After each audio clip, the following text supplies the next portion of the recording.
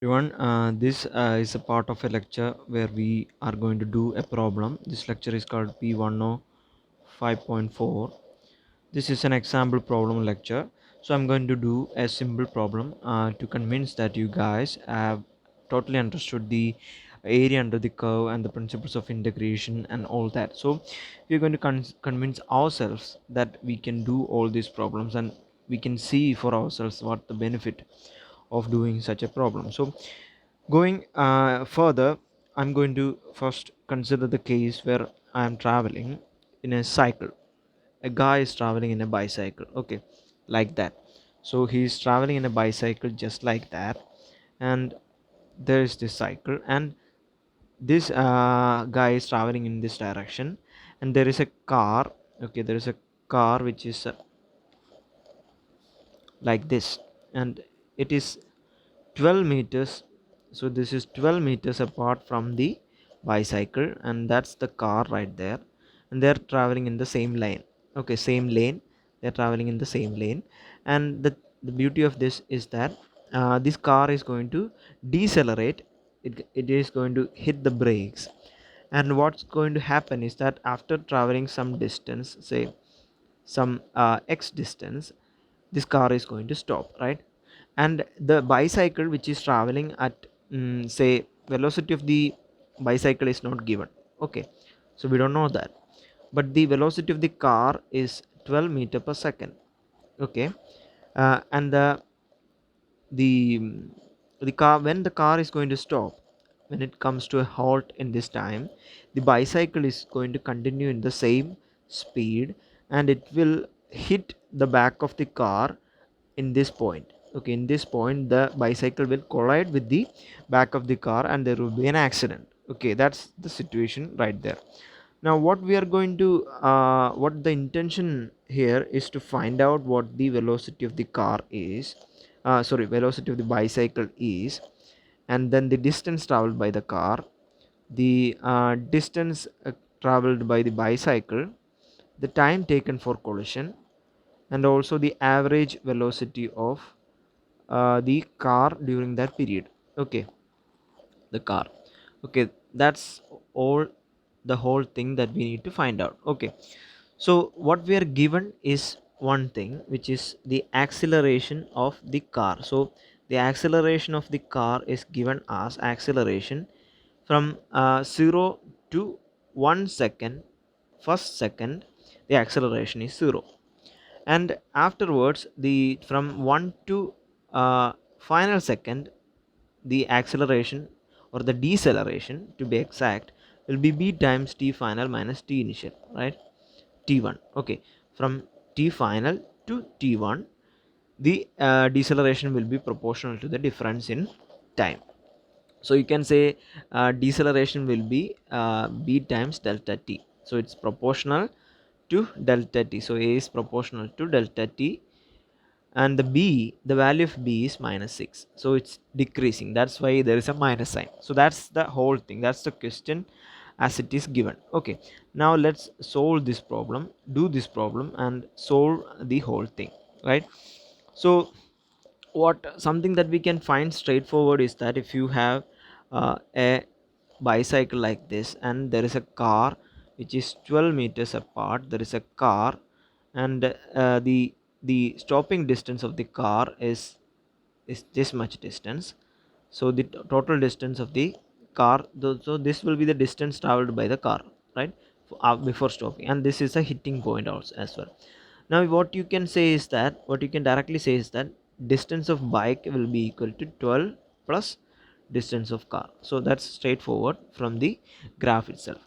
Now what I'm going to start off is to see the equation of acceleration, which is 0 and b times t final minus t initial, t1 not t initial, from 0 to 1 second and 1 to t final. And this plot I need to see how it looks like in a graph. Okay, so let's draw that plot. So I'm going to draw it with x-axis and y-axis, x-axis being the time and y-axis being the acceleration.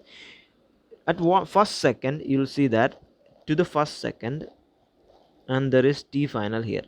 Okay, so to the first second the acceleration is 0, so the plot will look like this. Okay, it's straight, it's 0, and then after the first second it will be b times delta t, so it's proportional to tf minus 1, tf minus 1 second. So it will be a proportional line which looks something like this. Okay, so that's going to be the plot. So that's the plot of a is equal to some delta t times a constant. Okay, so that's the plot right there.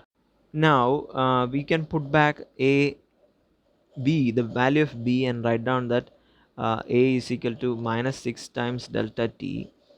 Write down that, and you can see that the graph will be the same, but the thing is that minus b means that the value starts from a is equal to minus 6 delta t, means that for the first second it will be what, 6 minus 6, right? So the first second it will be, no, for the first second and second, to the first second the a is 0, and after the first second to the second t2, and the first, which is second t2 minus t1 will be 1. So a is equal to minus 6 times delta t, so delta t is equal to 1, so that means a will be equal to minus 6. So at t is equal to 2, a will be equal to minus 6, so it's minus 6. And after the second, right here, and after the second it will be minus 12, right? Third second it will be minus 18, so it will look something like this. Okay, so that's how it will looks like. Okay, it will go like that. It's the same curve, it's the same curve as above, and the area underneath this curve is the same as the area underneath this curve. Okay, so it's only the negative value because it's a deceleration. So the curve, exact curve will look like that. Okay, for your information. So it's the same as for our mathematical purposes of calculating the area, it's all the same. Now what we can do is that we can write down the equation of area, right? So let area be equal to what, integral of t0 to t1, right? A times dt plus integral t1 to t final a times dt, a times dt, right? So that will be the area. So you can expand on this and you can write down that at t0 to t1, you can see the graph yourself. T0 to t1, the graph in the first second a is 0, so you can just write down that it's integral some integral 0 dt, not necessary t0 to t1 if you want, 0 dt plus the, in the second part if you look at the equation, it's b times tf minus t1, right? So you can substitute that back into the equation. Integral tf t1 times to tf, a will be equal to some b times t final minus t initial t1 dt, right? So you can expand, you can integrate that, and the first term will vanish, cancels it out, and the second term will be there, and it will be in v final, or you can call v final will be equal to some v0, right? Some v0 sorry, I just overstepped myself. So it will be, the integral will be b times tf minus t1, right? So you can, this is area, this area will be equal to, area will be equal to the velocity, so total velocity of the motion. So the area underneath this curve will be equal to the velocity. So area underneath this curve will be the velocity.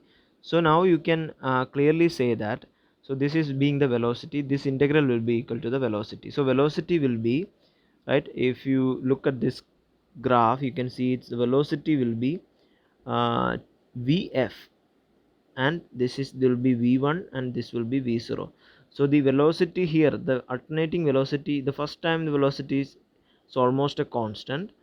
Now before that, after that it will be changing, right? It will be changing with respect to the acceleration, changing acceleration. So v final minus v1 or v0, let it be v0, will be equal to, because v1 we also included that, so it will be integral t1 to t final b times t final minus t1 times dt. So you can write down that v final will be equal to v0 plus integral of that will be b times tf minus t1 the whole square by 2, right? So that's the velocity right there. So now we can write down the equation of velocity. The velocity curve will look like v is equal to uh, in the part of t0 to t1 it will look like vc, it will be a constant velocity, and after that it will be vc t plus b times tf minus t1 the whole square by 2, right? So this is t1 vt1, so that will be the velocity in the range of t1 to t final. So that's the velocity right there. Okay, let's call this equation 2. Our first equation was the acceleration equation, so this be the equation 1, and now we have found out the velocity equation, which is equation 2. Okay, now what we can do is that we can plot the velocity versus time graph. Now we can plot versus time graph, so we can do that right now. So it's a velocity versus, we have already plotted that, I think. Okay, there is no. So velocity versus time graph will look like this: velocity versus time graph. So in the first part it will be vc, right, to first second, and after the first second to v final second t final, it will be increasing with the ratio of t square, right? So delta t square, so this will be increasing. Looking at the second equation, you can see it will be increasing at the rate of t square. So v is proportional to some constant times what v is equal to v is proportional to some delta t square, so it will be increasing in the power of square. Okay, so that's how it's going to look like in the case of the velocity versus time graph. Okay, so that's how velocity versus time graph look like, and we found that. And what this area underneath this velocity versus time graph will be the total displacement. Okay, the area under will be the total displacement of the car. Okay, so that will be the area. Let's find out the area. So area will be equal to displacement. So displacement will be x final minus x0, so that must be equal to integral 0 to t1, which is in the first place, right? So in the first place, first time to 0 to t1, which is 1 second, times v c dt in that first part where the velocity is like that, times plus t1 to t final velocity of car times dt, right? Velocity of car times dt. So the velocity of car in this range, you can look at the equation 2 and you can see that velocities of car will be like this in the two ranges. So you can substitute that back into this equation and you get v c times integral of that, integral of dt will be t1 minus 0, but that will be t1 plus uh, the substitution we can put down vc times t2 t final minus t1, because the integral of, okay, I'm going to substitute this part as well. So in this will be, okay, for screening itself, so this part will be v c t1 plus b times tf minus t1 the whole square by 2. So when you integrate that, you get within the limit t1 to tf, you get vc tf minus t1, right, plus b times tf minus t1 the whole cube by 6. Okay, you get that. Now what you can do now is that we can now write down this is the equation of x final minus x0, right? So x final will be equal to this, okay, this x final will be equal to, if you remove that, x final will be equal to x0 plus that. Okay, So that will be the x final. Now this is the equation of x final. Okay, so let's write this within the range of, this is for the equation of, for the position or displacement for the range of t1 to tf, right, t final. So that's the range. And for the range of t1, for the range of the first range 0 to 1 second, it will be this part. So it will be x0 times x0 plus v ct1.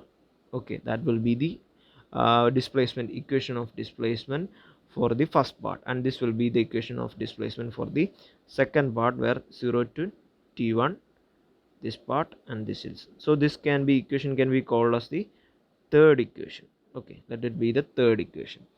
Now what we are going to do is that we have found out the equation of, we can plot the velocity versus position versus time graph if you want. So position versus time graph will look like, for the first second it is almost a x will be equal to x0 plus vt1. So t1 is a constant, right, t1 is a constant, and vc is a constant, x0 is a constant, so it will be a constant, right.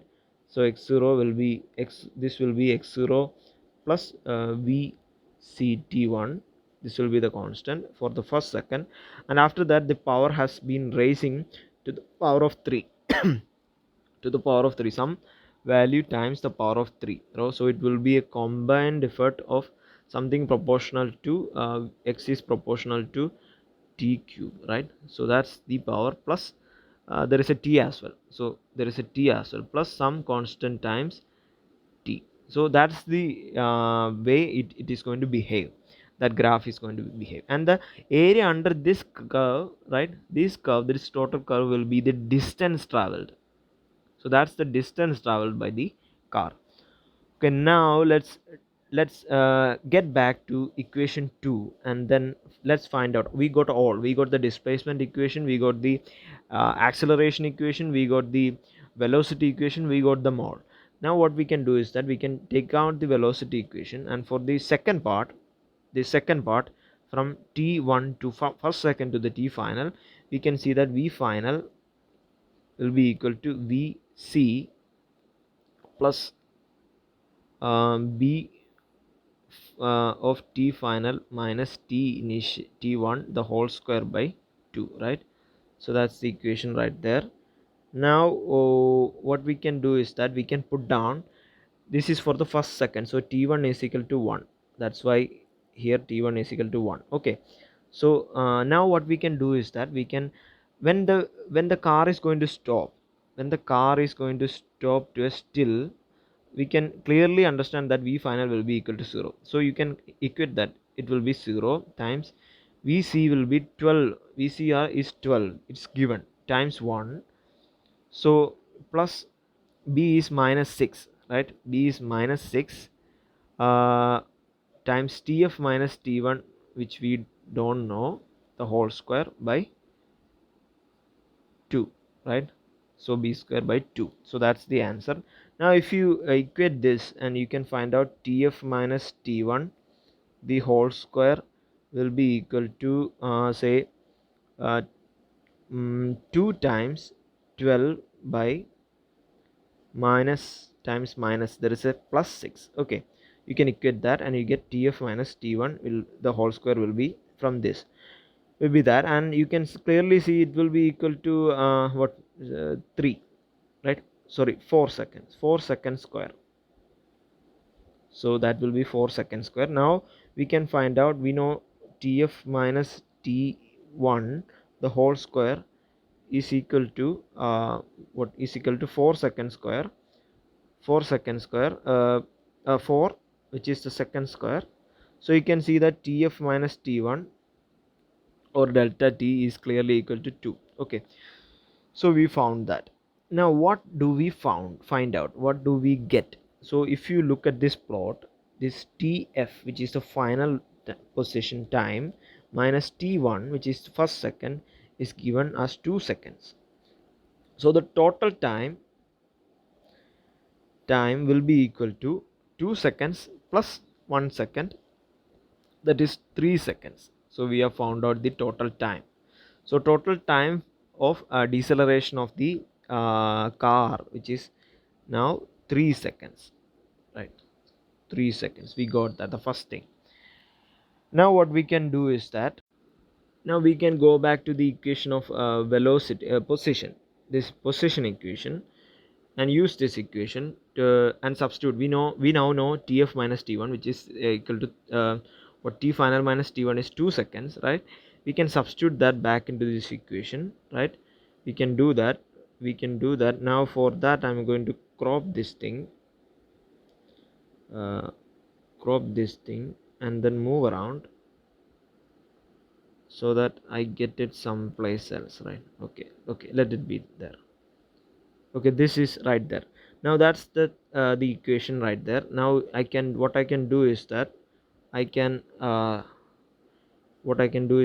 can substitute the values of each of these values and then find out the total distance. So distance will be what x0 uh, x0, which is 0. We start from the 0 point, times Vc, which is 12, times T1, that is equal to 1, plus Vc, which is again 12, times Tf minus T1 is 2, plus B, which is minus 6, times Tf minus T1 is again 2, which is 2 cube, divided by 6, right? So you can simplify that and you get 12 plus 24 minus 6 and 6 cancel, so there is an 8. So the answer will be 28 meters. So car is going to travel 28 meters. So that's the distance of the car travels. That's the distance of car. Okay, so that's the distance of car. Now we got the distance of car. Now remember that we have beforehand we have told that if the distance of the car is equal to distance of bike is equal to 12 plus distance of car, so distance of the bike will become 12 plus what 28, so that's 40 meters, right? We got that as well. The third thing, now we can find out the velocity of the bicycle. So velocity of the bicycle is distance of the bicycle by time, which is 40 by 3, so that's around 13.33 meter per second. Okay, so we got that as well.